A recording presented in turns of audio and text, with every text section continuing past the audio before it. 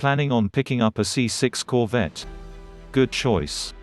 For decades the Corvette has been the go-to for performance value for money in America, and for good reason. With a V8 engine, a removable Targa top, ample trunk space, and an accessible price point, it's all the sports car you could ever need. And with the world's focus on the C8 mid-engine Corvette, now is a good time to look for a C6. Released in 2004, used examples have begun to depreciate to tempting levels. Here's how to pick the best one for you. The many different faces of C6 Corvette. The original C6 arrived for the 2005 model year, replacing the C5. While the proportions are similar, distinct changes to the car's fascias and wheelbase make it instantly recognizable. With a near 50-50 weight distribution and a curb weight just under 3,250 pounds, it's a blast to drive, right out of the box. C6s from the 2005 model year received a 6.0-litre naturally aspirated LS2 V8 engine making 400 horsepower at 6,000 revolutions per minute and 400 pound-feet of torque at 4,400 revolutions per minute, with a redline of 6,500 revolutions per minute. Buyers had a choice between a hatchback body with a removable Targa roof or a power soft-top convertible. Two transmissions were available: a Tremec T56 6-speed manual or a 4L65E 4-speed automatic. The 4-speed auto was dropped in favor of a 6-speed 6L80 unit from the 2006 model year onward. An optional Z51 performance package got you stiffer bushings, higher spring rates, and larger diameter Sachs twin-tube shocks. It also included cross-drilled brake rotors and sticky asymmetrical Goodyear Eagle Phi SC tires, replacing the stock run flats. The 2006 model year saw the return of the Z06 trim level. Developed simultaneously alongside the C6, our race car, it packs a dry-sump 7.0-litre naturally aspirated LS7 V8 making 505 horsepower at 6,200 revolutions per minute and 475 pound-feet of torque at 4,800 revolutions per minute, with a 7,000 revolutions per minute redline. It also has things like carbon front fenders, a wide-body rear end, 14-inch brakes with 6-piston calipers up front, a magnesium front subframe, and a unique fascia with its own cold air intake scoop. The Z06 could only be optioned with a manual transmission. The C6 got a big update in 2008, with the introduction of the LS3 engine. Replacing the LS2, the LS3 had 6.2 litres of displacement, and made 436 horsepower and 428 pound-feet of torque when spec'd with the optional dual-mode exhaust system.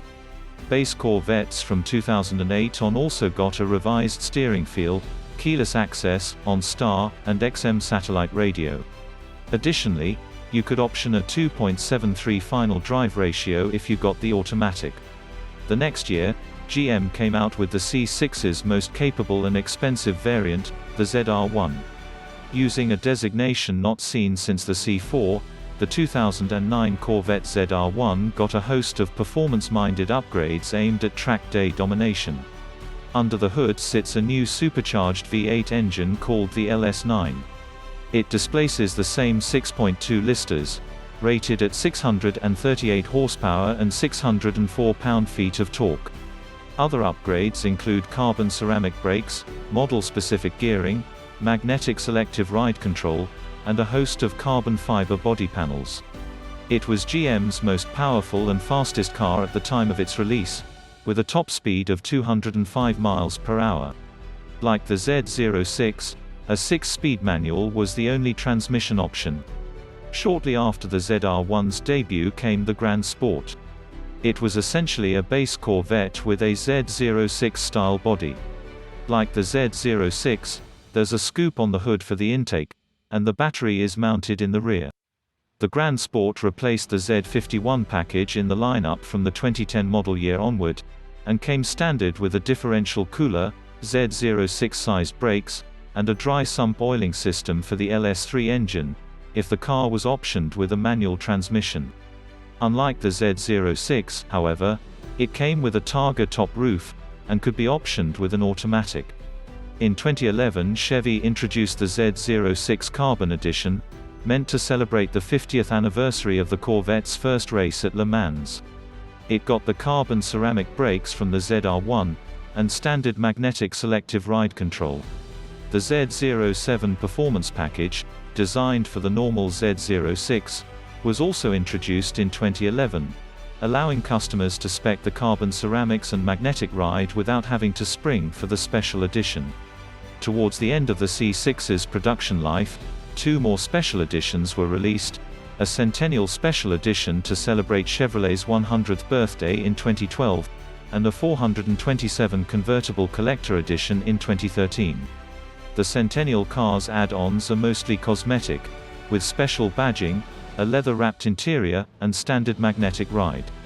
The 427 was basically a Corvette Z06 in convertible form produced in low numbers, packing the same 7.0 ITA LS7 V8 engine. Which one is right for me? Because Chevy made so many different kinds of C6 Corvette, there's likely one out there that checks all of your boxes. If spending less is your #1 priority, you'll want to look at the earlier cars.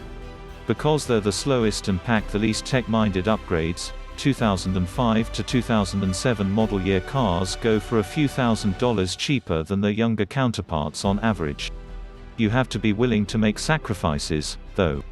That LS2 is noticeably less powerful than the LS3 that replaced it, and first-year C6s were the only cars to receive the old 4-speed automatic versus the newer, quicker shifting, more efficient 6-speed. Additionally, 2005 Corvettes received an ugly 4-spoke steering wheel that was dropped for the cleaner 3-spoke unit for 2006. Is being able to go roofless a high priority for you? Well, you can cross off the Z06 and ZR1 from your list right now. The 2 most capable versions of the C6 could only be spec'd with hardtops, with no removable targa piece or folding roof. You'll have to settle with a base model, a Grand Sport, or a rare 427 Collector Edition. If you can find one of the 2,552 examples built, that is.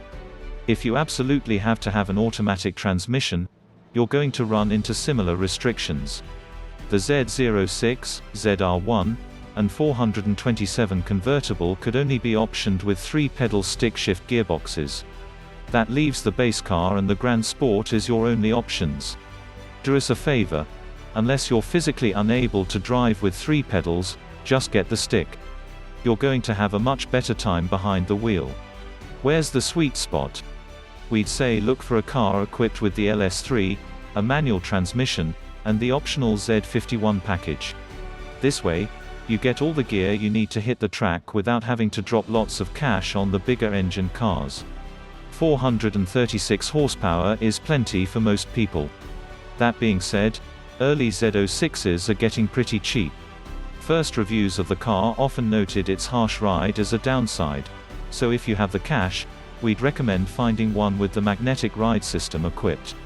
Similarly, ZR1s with some miles on the clock are now cheaper than base mid-engine C8s. Something to think about next time you consider buying a new car.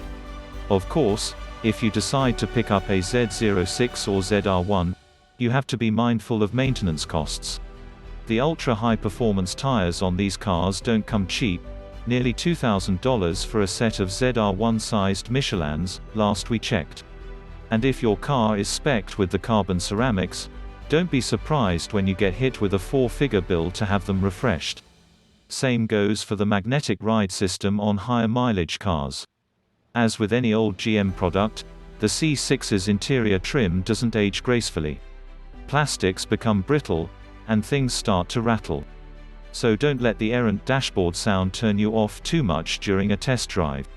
And while LS engines are notoriously reliable motors, it's worth noting the LS7s in the Z06 have run into issues with improperly machined heads, which, in rare cases, have led to dropped valves and trashed motors. What about the community?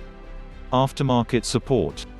The Corvette is one of the most popular sports cars in America. As such, there's no shortage of community support and aftermarket parts to choose from. Whether you're looking to turn your C6 into an all-out dragster or make some small cosmetic changes to stand out at your local Cars and Coffee, there are endless channels online or through numerous clubs across America to scour through for tips, tricks, and helpful suggestions. If you're the type that wants to share your car with like-minded enthusiasts, Corvettes at Carlisle is an annual summer event that sees more than 5,000 Corvettes across the country gather in Pennsylvania to celebrate the nameplate. Additionally, the Corvette Museum in Bowling Green, Kentucky hosts numerous events throughout the year, and has some of the coolest, most historically significant Corvettes on display. Even if you don't own a Corvette, it's worth a visit.